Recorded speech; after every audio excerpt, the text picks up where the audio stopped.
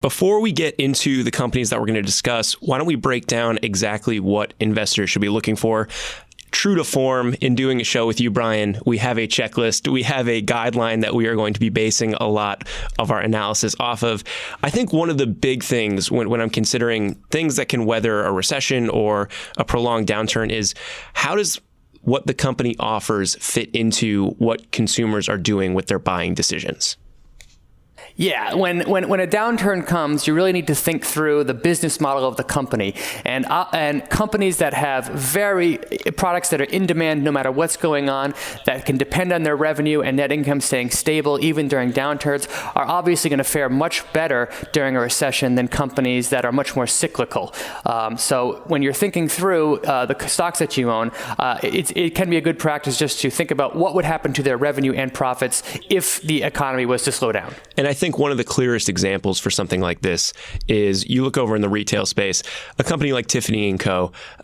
They are probably going to struggle a little bit more during an extended period of economic hardship because people just aren't buying luxury goods the same way they would if they have more disposable income and times are particularly good.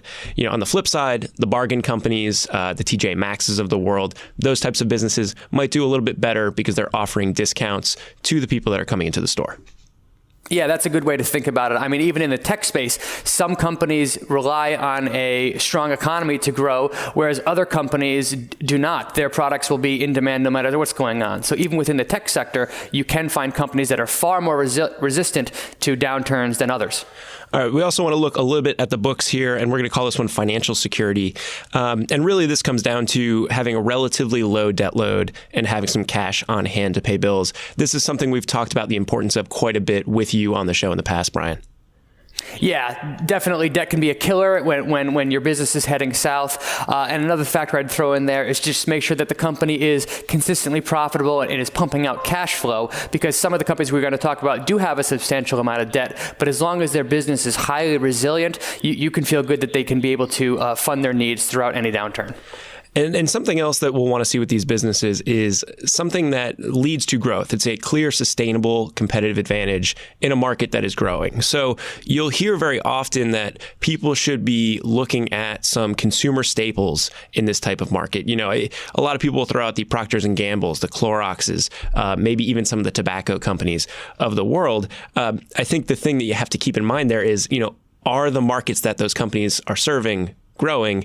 Sometimes the answer is no, and you're paying for security that, I guess there's a higher floor, but there isn't really much of a ceiling in terms of, you know, where those companies could go. Yeah, companies that are selling into a market that is naturally growing, even during a downturn, are obviously going to have a much better chance at maintaining or even growing their revenue and profits than one that is in a declining market. Another big thing for us is looking at how these companies have endured past downturns. And I think this is particularly important for companies that have dividend programs in place. But you go back to the financial collapse of 2007, 2008. How did this company do? If the management is still in place there, you know, how did they make decisions? And how did the company weather, that period? Yeah, the Great Recession was obviously extremely painful, but one of the great things for investors is you can go back and look at how your companies performed during that period. I mean, if your company's revenue and profits were pretty steady, you can feel good that you have a good company. If, on the other hand, their revenue and profits dove or just declined significantly, that can give you a sense of the company's risk profile. It's something that I think we need to recondition ourselves for with this show is, we'll very often look at a company's valuation and care about it, but also see that a high valuation is indicative of a potentially large total addressable market. And the fact that, there is a lot of demand for this company to meet with the products they're going to be rolling out there. Of course, in a downturn, people are going to be more sensitive to the valuation multiples that companies sport. And if you're looking at those nosebleed valuations, those are the companies that are going to be really hit by any major sell-offs in the market.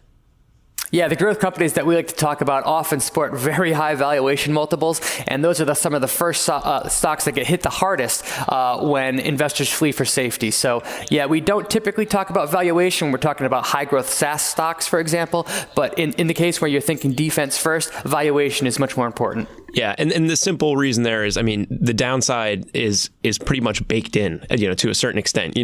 For a company like Apple, that trades at, maybe the low teens in terms of earnings, maybe even lower given some of the recent sell-off, they can only go so much lower because so little is currently priced into the stock.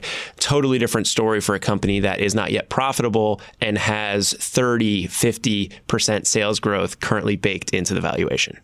I think that's 100% true. Companies like Apple, which are big and stable, will just naturally be a little bit safer for investors. And I guess speaking of Apple, it's kind of a good cue up for our last one, and that's limited exposure to struggling markets. I think China is maybe one of the big ones to focus on here, but looking back at that show that Evan and I did on Apple last week, talking about Tim Cook's letter, that was one of the really big first signals that the economic deceleration in China was being felt by U.S. companies in a major way. I think that you want to be sensitive to the markets that companies are serving and how those markets are doing. That's going to have an outsized effect on what goes on with the stock. I think that's 100% correct.